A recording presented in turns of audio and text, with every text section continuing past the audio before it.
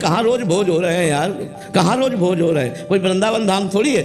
गांव गली में तो कभी कभी किसी का ब्याह हुआ तो करवा दिया, रोज भोज कहाँ हो रहा है गांव गली। कभी ऐसा हो तो चले गए, राधा राधा खाया, क्या चला गया। प्याज लहसुन वाला रहता है तुलसी नहीं, प्याज लहसुन वाला तो भक्त को नहीं पाना चाहिए क्योंकि तमोगुणी होता है।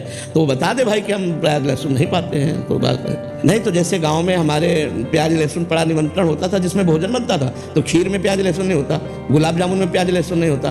तो हम बैठ गए पंगत में और बस भाई ये रख दो। अगर वो एक गुलाब जामुन एक कटोरी खीर दे देता पर्याप्त भैया, अब उसको पाके अपना निमंत्रण भी पा लिया। बहुत बुद्धि से काम लेना चाहिए। हाँ, पूरी खीर और क्या बढ़िया। पूरी में कोई प्याज लहसुन थोड़ी बड़ा होता है यार। बिल्कुल ऐसे चाहिए, ऐसे ही चाहिए। मान लो हम टेबल में बैठे हैं, अब होटल वाले का है दोनों चीज परो, तो हम अपने टेबल में रोटी दाल खा रहे हैं, वो यहाँ मांस खा रहा है, हमें कोई परेशानी नहीं। भैया तुम्हारा भोजन, हमारा भोजन, हमको अपने काम से मतलब। राधा राधा राधा, हम पृथ्वी थोड़ी बांट लेंगे, ऐसे मेज नहीं बांट लेंगे। हमारे सामने आ गए, हम अपना पा रहे हैं, राधा राधा राधा। तुम जो पा रहे हो हम देख ही नहीं रहे, समझ ही नहीं रहे। संसार में जीना है तो ऐसे चलना पड़ेगा, अपने को छुपा के और अपने को संभाल करके चलना होता है। हम गलत नहीं करेंगे, आपको जो खाना पीना हो वहीं खाए पिए, हमें कोई परेशानी नहीं। वहीं खाए पिए, हमें कोई परेशानी। हमारा लक्ष्य होना चाहिए कि नहीं खाना पीना, बस उतना भाव। कभी कभी लगता है कि हम सामने वाले को सुधार देंगे, नहीं सुधार पाओगे। अगर वो सुधरना चाहता है तो सुधर सकता है, अगर सुधरना ना चाहे तो भगवान भी नहीं सुधार पाए, दुर्योधन को कहाँ सुधार पाए। समझा तो रहे थे, समझ पाए। बोले 5 गाँव देते, बोले सुई की नोक बन नहीं देंगे, बोले अब मरोगे फिर। बोले देख लेंगे, युद्ध होगा। और महाभारत युद्ध हुआ। भगवान ने कहा कि भाई तुम्हारी शर्त थी 12 वर्ष का वनवास और 1 वर्ष का अज्ञातवास, ये पूरा होने के बाद आप पूरा राज्य दे देंगे, अब आप राज्य दे दो। तो बोले नहीं देंगे। बोले आधा राज्य दे दो, इंद्रप्रस्थ में राजा बन जाएंगे युधिष्ठिर, और हस्तिनापुर में आप हो जाओ। बोले नहीं देंगे। बोले आखिरी बात 5 गांव दे दो। बोले सुई की नोक पर भी नहीं देंगे। भगवान समझा पाए उसको? अगर नहीं समझना चाहता सामने वाला तो भगवान जगत गुरु श्री कृष्ण नहीं समझा पाए। हम तुम तो उनके अंश हैं, हम कैसे समझा पाएंगे।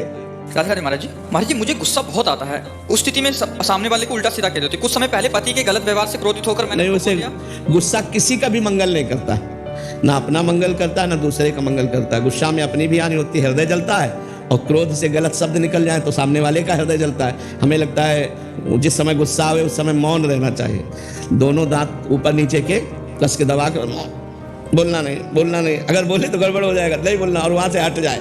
नहीं तो गलत शब्द, चुभने वाले शब्द और मारपीट, ये सब गुस्सा में हो जाता है। तो हमें लगता है गुस्सा ना करे तो ज्यादा अच्छा है। पति को कह दिया तुम भोगोगे, अगर राम नाम सत्य है तो तुम पक्का भोगोगे। तो मतलब तब से भजन भी रुक गया और डर भी हो गया पति के प्रति की कुछ ना हो जाए इनको। हाँ नहीं, ऐसा नहीं कहना चाहिए, क्योंकि तुम्हारे राम तुम्हारे पति हैं। पहले तुम ही गलत हो, अपने राम को गलत साबित कर रहे हो। पति मेरे लिए भगवान होना चाहिए, पत्नी मेरे लिए अर्धांग होना चाहिए, तभी गृहस्थी चलती है। अब पति को अगर तुम भगवत भाव से नहीं देखोगे या पत्नी को आप अर्धांग भाव से नहीं देखोगे तो फिर परस्पर बैर हो जाएगा, फिर ठीक नहीं रहेगा। फिर कलह अशांति, लड़ाई झगड़ा, वो गृहस्थी नरक बन जाती है। जहाँ पति पत्नी में लड़ाई होता है ना, वो गृहस्थी नरक बन जाती है, वहाँ लक्ष्मी टिकती नहीं है। इसलिए हमें चाहिए दोनों को सही ढंग से चलना चाहिए, भगवत भाव रखकर चलना चाहिए। जब गुस्सा आवे तो चुप हो जाना चाहिए, गलत नहीं बोलना चाहिए। हाँ जी, मैं ऐसे कुछ गलत नहीं करती, मैं छोटी छोटी चीजों में मतलब कभी ऐसा होता है कि बहुत ऐसा नाराज हो जाते हैं। छोटी छोटी बातों में सहन करना सीखे। छोटी छोटी बातें ही बड़ा रूप ले लेती हैं। छोटी छोटी बातों में ही बड़ा उपद्रव होने लगता है। हम उसे छोटा ना समझें, चिंगारी को छोटा ना समझें। अगर फूस मिल गई तो वो ज्वाला बनने में देर नहीं लगेगी। क्रोध रूपी चिंगारी बहुत बड़ा अहित कर सकती है। इसलिए हमें क्रोध रूपी अग्नि को शांत रखना है। नाम जप करो, जब क्रोध आवे दांती पीस लो कि मुझे मौन रहना, बोलना नहीं है, हट जाओ वहां से। जो उपाय आपको करना हो करो, पर क्रोध ना करो, क्रोध करने से हानि है। जी लगता है कब तक सहें, मतलब गलती है तो फिर भी बार नाम जब करोगे तो ये भी बात खत्म हो जाएगी। कब तक सहो, हंस के। उनका स्वभाव ऐसा है, उनका स्वभाव ऐसा है, भगवान ने उनको स्वभाव ऐसा दिया है। ऐसी भावना करके शांत हो जाना चाहिए। हम सत्संग सुनते हैं, हम भजन करते हैं तो हमको शांत हो जाना चाहिए। वो सत्संग नहीं सुनते, भजन नहीं करते तो उनका ऐसा स्वभाव है, ऐसे चलना चाहिए। बहुत प्यार